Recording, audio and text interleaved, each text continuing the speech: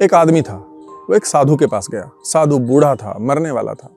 आदमी ने कहा, गुरुजी, आपने पूरा जीवन ज्ञान अर्जित किया है, कृपया देह त्याग से पहले मुझे ये ज्ञान देकर जाइए। साधु ने कहा, मेरे जीवन के ज्ञान का सार यही है कि जीवन में कभी बिल्ली मत पालना।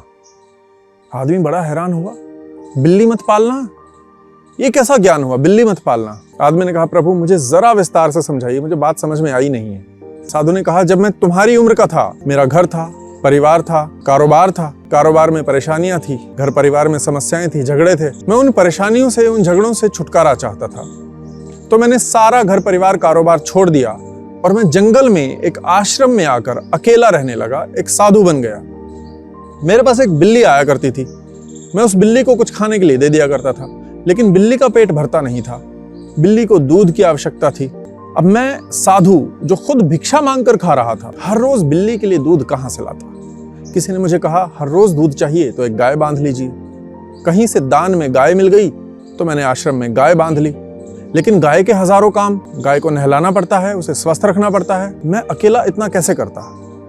तो गांव की एक महिला उस गाय की सेवा के लिए आश्रम में आ जाया करती थी। उस महिला ने जब गाय की जिम्मेदारी संभाल ली तो मैंने अपना ध्यान फिर से अपनी भक्ति में लगा लिया। लेकिन उस महिला ने कहा कि गांव वालों ने उस महिला के चरित्र पर प्रश्न खड़े कर दिए हैं, इसलिए अब वो महिला वापस गांव में नहीं जा सकती थी। परिस्थिति ऐसी बनी कि उस महिला से मुझे शादी करनी पड़ी।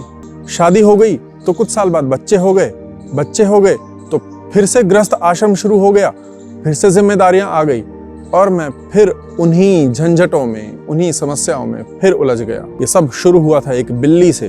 तो मेरे जीवन के ज्ञान का सार यही है, बिल्ली मत पालना।